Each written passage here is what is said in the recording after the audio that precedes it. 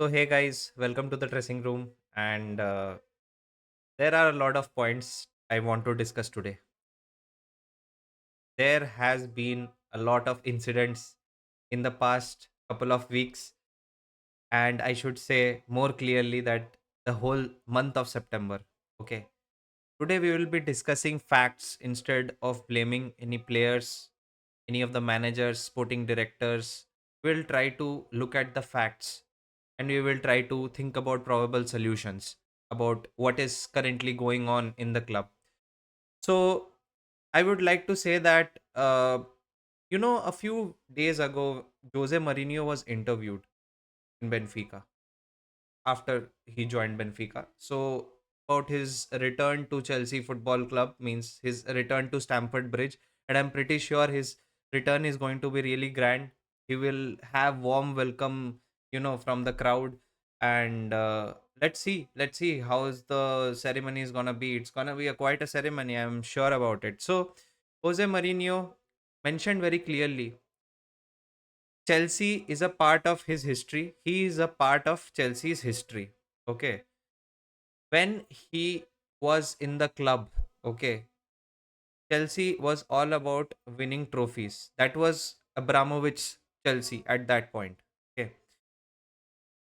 He won three Premier League titles with Abramovich. Okay. With the team that was there at that point. Also, the winning mentality and the optimism of the club was quite evident. That's the football club, that's the Chelsea Football Club we all know. Taking this in account, okay, after the club got sold and our new owners came, we saw a substantial amount of criticism from a lot of people. Yes, after that Santiago Bernabeu match in Real Madrid, we were also able to see a significant downfall of our club, of Chelsea Football Club. After this downfall, when like new owners took over, the club got sold and everything. Just the last season, we won two trophies under Maresca's leadership.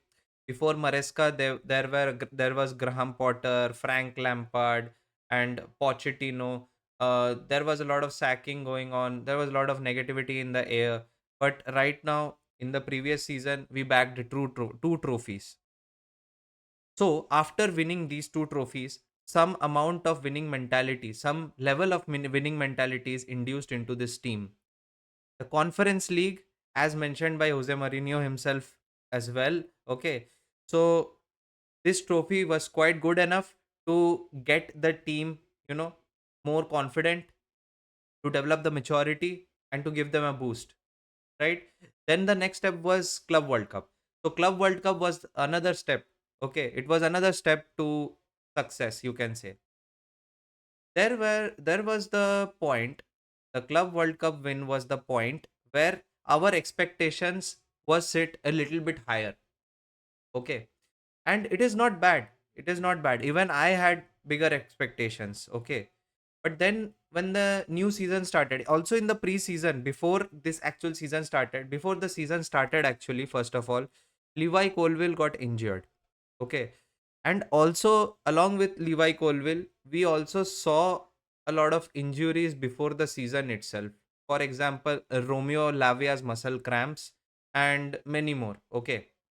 So, till the preseason as well, means the match versus Leverkusen and AC Milan also looked quite good. We kind of won those two matches in the preseason. I know people don't really care about the preseason matches or whatever it is, but still we were winning at that point. Okay. And these two teams are good teams. Okay. Right after that, when Premier League started, uh in the first match itself, I don't know why, we saw a bang average performance from Chelsea. And following that, there were only two wins in the Premier League, after which we saw a constant series of draws and losses. After which, there is a portion of the fan base maybe went on blaming Maresca, went on blaming the players, And me myself, like in my channel as well, I was also really pissed after every match. Not after every match, after Bayern Munich's match I was not that pissed, because I understand the situation that Bayern Munich has been playing UCL for a lot of time, and Chelsea isn't playing UCL for the last 2 years, so it will take some time for the players to develop the Champions League mentality, because it is a different stage. Anyone can get rattled, because there were a lot of players who were doing their debut in the Champions League. They were playing the Champions League in the first team, in the starting 11 for the first time. So, yeah, I understand that. But when it comes to Manchester United and Brighton and Hove Albion's games, basically in the Premier League, we saw individual mistakes. Okay, again, I'm not here to blame any player or the manager or anything, just the facts. We saw individual mistakes, first from Robert Sanchez in the United's match, then from Trevoh Chalobah in the Brighton's game. Okay. So we need to understand that why these kind of errors are happening in the team. Is it because of the manager, because of the sporting directors, because of the players? I think that any of these are not intentional. I think I really, right now, when I think calmly, when we all guys think calmly, because when Sanchez had to save the goal, just to save the goal, they are taking these radical decisions at that point of time. And there comes the maturity of the player. My question is, the mistake that Chalobah is doing, it's not a comparison. Okay. It's an analysis. Okay. Try to understand. If a mature player like Thiago Silva is playing at that position, which he played, we all know that. Will he do the same thing? He won't do. That is because he is a leader like figure. He is a leader. That is the thing. Same traits we can see in Colville as well. Colville's performance in the Club World Cup and in the second half of the season, and I would say throughout the season, was quite impressive. And he has those leader like qualities. Okay, in the to handle the center back situation. Okay, so first of all, there is a lack of a leader like personality in the center back, just like Thiago Silva. Okay, yeah, Reece James is there, but my question is, can we play Reece James out and out every match? I know the answer on paper is yes, we should play Reece James. But the question is, can we play Reece James every match? That is practically not possible, right? So, another point is that comes under the consideration, that is Robert Sanchez. Okay. Robert Sanchez also, in order to save the goal, again, the question is about conceding.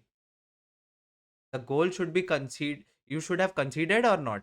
So, to avoid conceding the goal, he chose to he chose to get the red card. He went out of the box and he just did that. I don't know, that stupid tackle.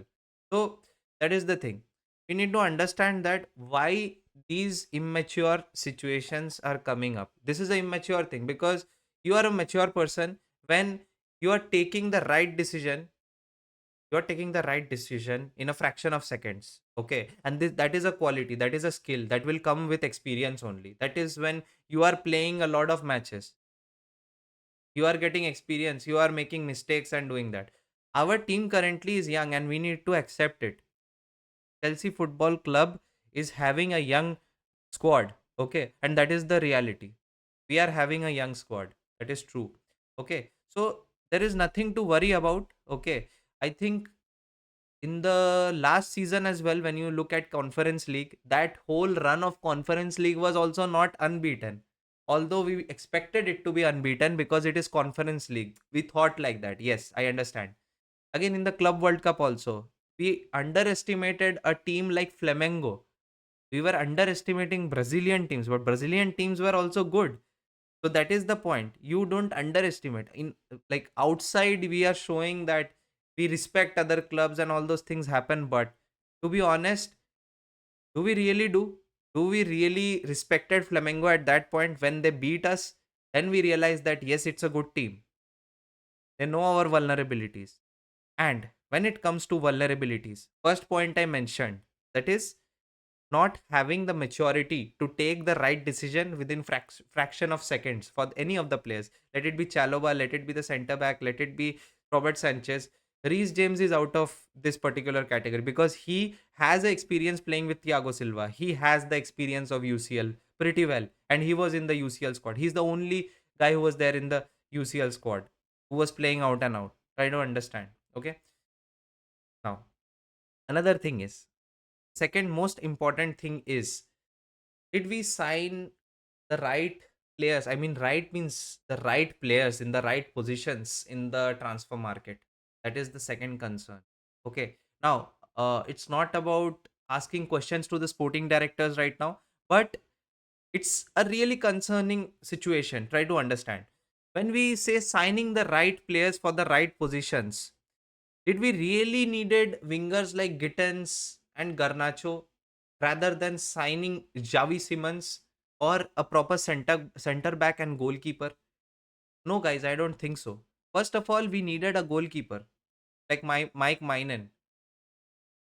You should have a proper mindset, a mentality. See, goalkeeping is kind of a critical role, I would say. You cannot make mistakes. If you make mistakes, you will concede. If you make mistakes, your teams will have a problem. The structure will change. Okay, ball, if your ball distribution is not good, then your overall match performance will be affected. There are a lot of factors, let me tell you. So apart from this goalkeeper situation, okay, this is of course one of the factors which is affecting us right now. I'm not saying Robert Sanchez is bad, but he is also not mature, okay, as a player. Not yet. No, he's not there yet. Okay. So when it comes to Trevo Chalobah, the center back situation, Tosin is there, Chalobah is there, Fofana is there, and Colville is injured, of course. Badiashile is there. Okay, and then Jorel Hato comes, and then he was playing in the Dutch league previously. Okay, and Premier League is a new setup for him.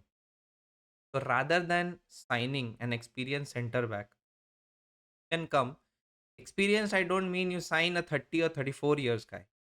Sign a 27 or 28 years old center back who has a lot of playing experience, UCL experience. I am saying, who can act as a leader, who can take mature decisions, because sometimes it's better to concede a goal rather than to make unnecessary tackles. Sometimes it's better to put the ball out of the pitch rather than take it under possession and make things more complicated when it comes to defense. Okay, so this is one of the things. Okay, so this marks that in the January window, we need to make the right decisions. Okay, in the January transfer window, we need to take the right decisions and we should get a center back. That's what Maresca also says. Okay, and now it is clearly visible. It is not a player is good or bad. It is not a manager is good or bad. It is the maturity. What you should do. Mindset is there. I'm telling you, winning mindset is there. But the maturity is not there. And we can clearly see it. And maturity is needed. Some things you cannot teach to the players in a training ground. That develops over time, like a person's age, a person's maturity, a person's height, a person's growth, whatever it grows over time. You cannot accelerate it within 1 day or 2 day. It takes time. So this also takes time, of course. It's a natural process. It's a process. That's the thing. It's the sharpness of the player. It will keep growing and growing and growing. Okay, that is the reality. All right. uh like just like that, we will say a good example in the squad is Enzo Fernandez. When Enzo Fernandez came, he wasn't as good as we expected, but he became good. It didn't mean that he didn't had the capability. He has the capability.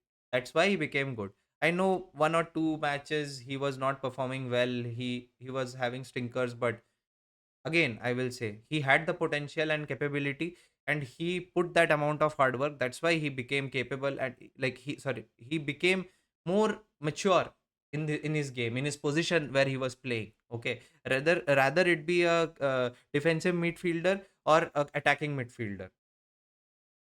Okay, now the next thing is, we need to understand one more thing very clearly. Okay, and that is, when Palmer is not there, when Joao Pedro is not there, what is the quality on the bench that we are having?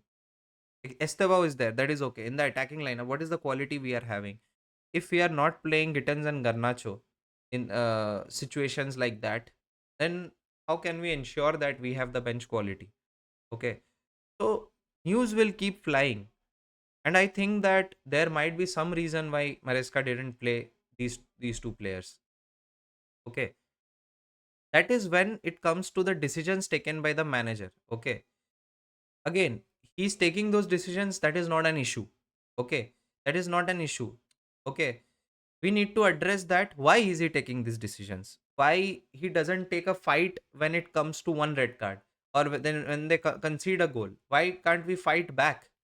Why can't we fight back? Because what I remember is, if you leave the red cards, okay, in the Conference League final when Real Betis were 1-0 up, that time also we tried to fight back. That time also we tried to fight back, right, guys? So why can't we fight back? Why this fighting back situation is not there? We should fight back, right? That is what we need to understand. Okay.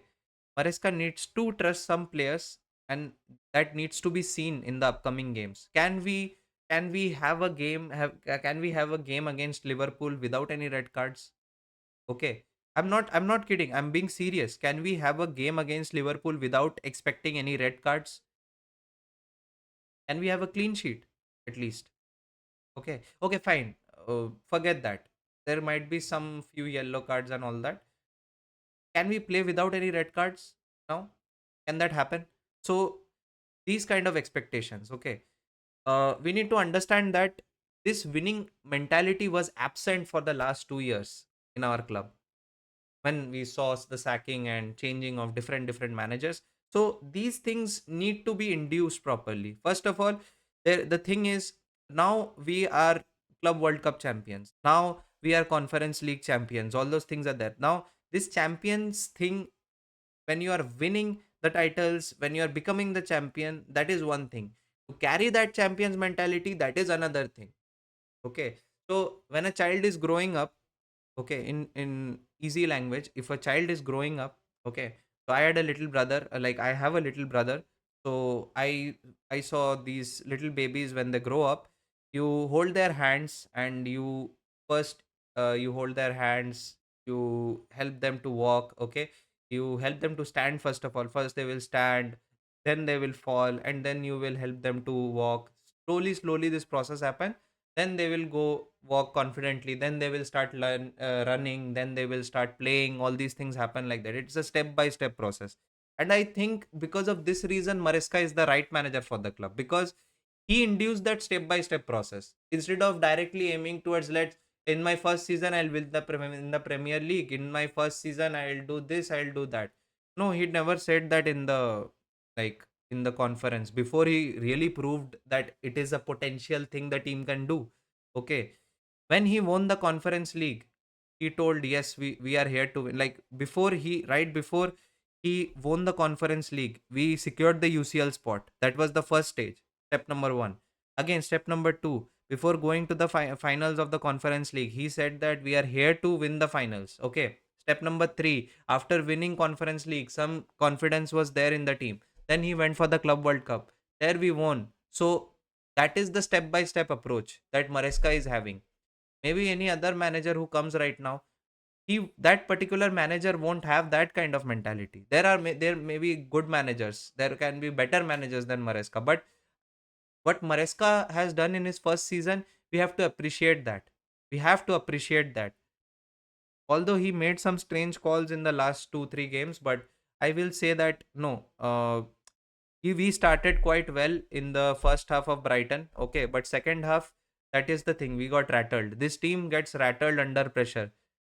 And because the team is getting rattled, Maresca has some decision making problems. What is a better substitution? Do we have a better quality on the bench, that a person who is coming as an attacking role? Because only what I see is Joao Pedro is only there, up there, and he is only able to, sometimes he's coming back, sometimes he's attacking, so he gets exhausted. All the other players are defenders. Okay. So because of this rattling situation only, Maresca is also getting confused. So I think this also needs a step by step approach to fix. Okay. I know maybe many people will disagree with this, or I don't know really what is the reaction on my points, but this is my individual take on this whole situation, that it will take a step by step approach again to kind of uh, build the center back situation properly, the goalkeeper situation properly, these things properly, because it depends on the player as well, not the manager. Okay, so it will be a mutual kind of thing that should happen between the players and the manager, and it will build eventually. So my question is, the match with Benfica can on the 1st of October. So in the match against Benfica, it's going to be a tough one, because Benfica is a decent team, but their manager, you know all who is the manager. Okay, so can we can we if we win that match, it's superb. I want we win. Okay, we all want that we win that match. Okay, that will serve a confidence. Okay, can we win the match? Okay, with a clean sheet. Can we stop making stupid mistakes? Can we show some maturity that we are 1-0 up? We don't need to do those stupid mistakes. Even if we concede, okay, fine, it's 1-1. We can fight back. We have the character on the pitch. We all the players have the character. They can show what they can do. So can we expect this kind of behavior? So let's expect we can win over Benfica. Okay, let's expect that we can give a good competition to Benfica first of all. Then comes winning and other things. Can we give a good competition to Benfica, and we can take the match? Okay, can we take the match home? So this is one of the points. Second point is, when it comes to Liverpool. Liverpool, of course, it's a very strong team, and we know that. Although they lost to like Crystal Palace, but my question is, are Liverpool playing their A game right now? It's a good team. I know they have invested a lot of money. That's fine. But are Liverpool playing their A game right now? They are seeing off the match. I think almost every match they were seeing off in the last moment. So are Liverpool the Liverpool that they were playing in the last season? I don't think so. They are not playing their A game currently. Okay. But God knows it's football. That's why it's a beautiful game, because anything can happen. So can we play against Liverpool without having any mistakes, or can we play it in a mature way? That's my question. Don't be desperate. See, if I understand, there can be a several situations where pressure will be there. Win, win, win, win. Pressure will be there. Win, win, win. Pressure will be there. But just because of the win, win pressure, they cannot have red cards. They cannot have red cards to for the fear of conceding a goal. Okay, better than conceding a goal by a red card or whatever thing it is. Okay, better than getting a red card, it's better to concede a goal. Okay, so this thing needs to be clear. Most importantly, and this is my last point, because this is why we are having a threat in the penalty area. Okay, this is something which should be fixed by both the players and the manager. Okay, this is the problem with aerial duels.